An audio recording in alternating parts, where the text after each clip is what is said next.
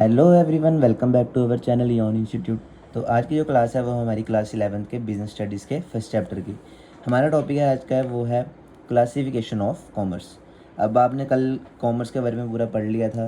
अब उसके बाद आते हैं उसके क्लासिफिकेशंस। अब उसको दो पार्ट्स में डिवाइड किया गया है, trade and auxiliary to trade. आपको मैंने बता दिया था ऑक्सिलरीज क्या होती हैं और रेट्स क्या होता है, ठीक है। अब हम करते हैं सबसे पहले start trade. Purchase and sale of goods and services is called trade. हम खरीदना बेचने को ही हम ट्रेड बोलते हैं। It is an essential part of commerce. ये कॉमर्स का बड़ा इंपॉर्टेंट पार्ट है। Trade helps in transferring goods from producer to consumer. Trade आपकी हेल्प करता है ट्रांसफर करने के लिए गुड्स प्रोड्यूसर से कंज्यूमर तक। In this days goods are produce on a large scale and it will not be possible for the producer to contact consumer for sale of goods. कह रहे हैं कि आज के टाइम पे क्या है कि गुड्स तो प्रोड्यूस हो रहे थे बड़ी बड़ी क्वांटिटी में, लेकिन ये प्रोड्यूसर के लिए पॉसिबल नहीं है कि वो डायरेक्ट कॉन्टैक्ट कर सके कंज्यूमर के लिए, बेचने कंज्यूमर को डायरेक्ट नहीं बेच सकता, ठीक है। There are businessman engaged in trade. कुछ बिजनेसमैन होते हैं इस ट्रेड में who make goods available to consumer in different markets, जो कि कस्टमर को गुड्स प्रोवाइड करते हैं डिफरेंट डिफरेंट मार्केट में। The producer are relieved of the botheration of marketing and they can concentrate on production activity। उनको उसको tension नहीं है कि अब उसको मार्केटिंग करनी है। इसके कारण क्या होगा कि वो अपनी प्रोडक्शन एक्टिविटीज़ को बढ़ा सकता है, अच्छी तरीके से उस पर काम कर सकता है। In the absence of trade it will not be possible to produce goods at a large scale. कहने अगर आपके पास ट्रेड ही नहीं है तो ट्रेड नहीं कर पा रहे अगर आप, तो इसका मतलब आप कभी नहीं बड़ी क्वांटिटी में आ सकते। ट्रेड में भी divided into two parts, internal trade, external trade. Internal trade में कौन से आते हैं आपके? Local trade, when the demand for the products is limited only to a particular place it is called local trade. कह रहे हैं जब डिमांड आपकी कुछ प्रोडक्ट की, कोई भी प्रोडक्ट है उसकी लिमिटेड एरिया में ही है तो उसको हम क्या बोलेंगे? Local trade. प्रोविंशियल और state trade, this goods are durable nature and are sent throughout the state. ये होते हैं। और प्रोविंस, कह रहे हैं ये जो गुड्स हैं ये पूरे, इनका ड्यूरेबल नेचर होता है और ये पूरे स्टेट में या किसी भी एरिया, मतलब बड़े बड़े डिस्ट्रिक्ट सारा हो गया, कोई भी एरिया में पूरी स्टेट में मिल जाते हैं। The trade is limited to the boundaries of the state. इसमें बाउंड्रीज जो हमारी स्टेट की बाउंड्रीज है उसके अंदर ही काम होता है, ठीक है। बस इतने रखिए। इंटर स्टेट ट्रेड क्या होता है? Inter state trade, the trade conducted through out the country but with in the national boundaries is called inter state trade. कह रहे हैं जो हमारी कंट्री के अंदर अंदर होता है, ठीक है, हमारी कंट्री की बाउंड्रीज नेशनल बाउंड्रीज से बाहर नहीं होनी चाहिए, उसको हम बोलते हैं इंटर स्टेट ट्रेड। इतना ही बढ़िया, ज़्यादा पढ़ने की जरूरत नहीं इसमें। होलसेल ट्रेड क्या होता है? In wholesale trade goods are purchase in large quantity and are sold to retailer. कह रहे हैं इसमें क्या होता है? होलसेल ट्रेड में गुड्स खरीदे जाते हैं बड़ी बड़ी क्वांटिटी में और उसको आगे रिटेलर को बेचा जाता है। एक wholesaler is a link between the producer and the retailer. Wholesaler जो होता है वो प्रोड्यूसर और रिटेलर के बीच में क्या बनता है? लिंक बना के रखता है। रिटेल ट्रेड क्या है? Retail trade involve selling goods to the final customers. The goods are purchase from wholesalers and are sold to consumers in small quantities. कह रहे हैं रिटेल ट्रेड क्या है कि जो कि बेचता है अपने फाइनल कस्टमर को गुड्स हम बेचते हैं, और जो गुड्स इसमें वो परचेज करता है वो होलसेलर से करता है और बेचता है इसको कंज्यूमर को स्मॉल क्वांटिटी में। ज़्यादा उसका वो नहीं है, बल्क में लेने की जरूरत नहीं है उसको। बल्क मीन्स होता है ज़्यादा क्वांटिटी में। Retailer is a link between wholesaler and consumer. Retailer क्या करता है? होलसेलर और कंज्यूमर के बीच में लिंक बनता है। Retailer deals in a variety of goods and makes purchases from different wholesaler. वो बड़े ज़्यादा वैरायटी ऑफ गुड्स में डील करता है और अलग अलग होलसेलर से सामान उठाते हैं। चलिए आगे चलते हैं। अब बात आ गई आपकी एक्सटर्नल ट्रेड की। आपको सीधा ही पता है एक्सटर्नल ट्रेड है कि जो हम यहाँ से अपनी कंट्री से बाहर करेंगे, ठीक है। ट्रेड बिटवीन टू और more nations is called foreign trade और इंटरनेशनल ट्रेड, ठीक है। इसमें आगे जैसे for example India trade with USA, Japan, France, UK etcetera, ठीक है। अब आगे सबसे पहले इंपोर्ट ट्रेड। इंपोर्ट ट्रेड क्या होता है आपको? It refer to the purchase of goods from a foreign country, import of technology and capital goods are encouraged instead of consumer goods. कह रहे हैं इसमें क्या करना है आपने ना? परचेज करना है फॉरेन कंट्री से, उसको इंपोर्ट कराना है अपने यहाँ पे। इंपोर्ट उसी को कहते हैं, ठीक है। कोई भी चीज़ आप बाहर से ला रहे हैं उसको इंपोर्ट कहते हैं। एक्सपोर्ट ट्रेड क्या होता है? It refers to the sale of goods to a foreign country. जो आप गुड्स फॉरेन कंट्री को बेचते हो, जैसे developing country like India encourage exports.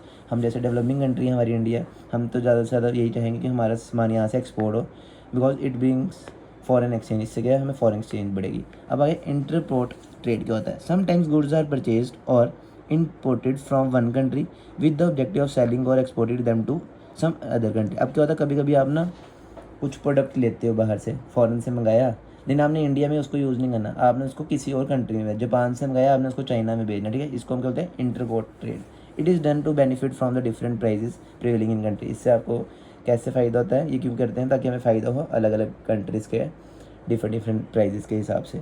अब नेक्स्ट आ गया आपका इस कॉमर्स का last topic, auxiliaries to trade. ठीक है, अब मैंने आपको ये बताई दिया ऑक्सिलरीज क्या होती है, फिर से बताता हूँ। Auxiliary to business means activities which assist होता है, हेल्प करता है बिजनेस और ट्रेड की। ठीक है, they provide proper infrastructure for the smooth conduct of business and removing the obstacle in the exchange of goods and services. Business infrastructure include transport, इसमें कौन कौन से, transport, banking, insurance, warehousing, communication, advertising. ठीक है, थोड़ा थोड़ा ही पढ़ेंगे, ज़्यादा नहीं इसमें पढ़ना, आपको कोई 3 से 4 लाइनें ज़्यादा से ज़्यादा पढ़नी है। बैंकिंग, फर्स्ट ऑफ ऑल आ गया आपका बैंकिंग।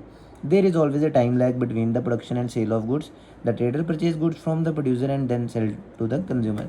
कह रहे हैं कि आपको तो इसमें टाइम लगता है प्रोडक्शन से सेल तक, तो इसलिए क्या है कि ट्रेडर क्या करता है, परचेज करता है गुड प्रोड्यूसर से और आगे उसको कंज्यूमर को बेच देता है। It takes time to collect money after sale, जब वो सेल करता है उसको टाइम भी कभी कभी लग सकता है पैसे मिलने में। There is a need to finance trade activities, इसलिए आपको अपने ट्रेड एक्टिविटीज़ के लिए पैसा चाहिए होता है हमेशा। ठीक है, बस इतना रखिएगा।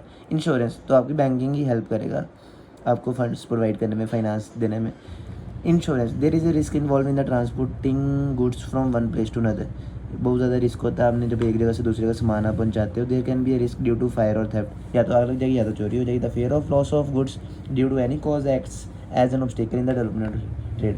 कह रहा है कुछ भी आपका लॉस होता है गुड्स में, तो इसका मतलब आपकी जो ट्रेड चल रहा है उसमें कोई ना कोई रुकावट आएगी। द इंश्योरेंस कंपनी प्रोवाइड है coverage for all types of losses of goods. Insurance company आपको कवरेज प्रोवाइड करती है। The insurance coverage has given a fillip not only to national trade but also international. ये नहीं कि आप कहीं national trade में यहाँ से दूसरी स्टेट में दे दें, उसके लिए नहीं, इंटरनेशनल अब यहाँ से बाहर भी भेजेंगे उसके लिए भी इंश्योरेंस कंपनी आपको कवरेज प्रोवाइड करेंगी। ट्रांसपोर्ट, गुड्स में भी प्रोड्यूस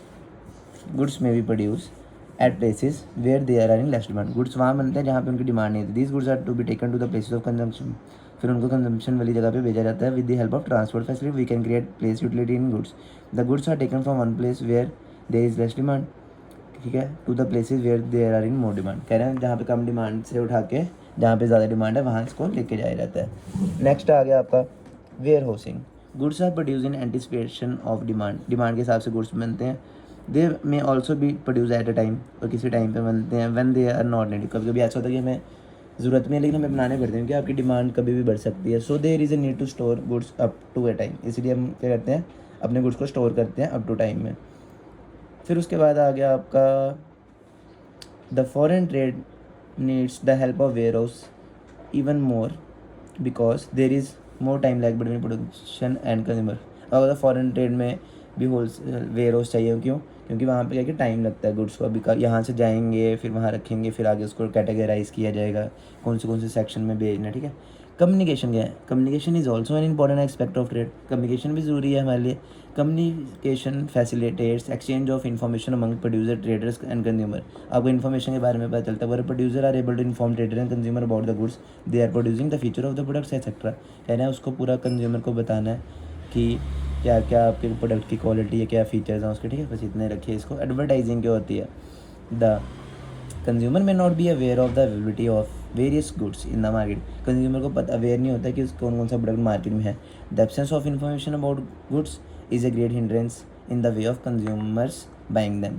अगर आपने इन्फॉर्मेशन नहीं एक्सचेंज की है, अपनी एडवर्टाइजमेंट नहीं किया, तो आपके काम को रोक सकते हैं। कंज्यूमर आपके खरीदेगा नहीं कभी। The producer will also like to increase his customer. Producer चाहता है कि उसका कस्टमर बढ़े। The advertisement help in informing the consumer. जो एडवर्टाइजमेंट है वही आपकी हेल्प कर सकती है आपके कंज्यूमर बनाने में about the availability and usefulness of various products in the market. फिर कौन सा प्रोडक्ट आपको अवेलेबल है और आपने उसे कैसे यूज़ करना है। चलिए अब आगे चलते हैं हम। आपका टॉपिक आ गया difference between trade, commerce and industry.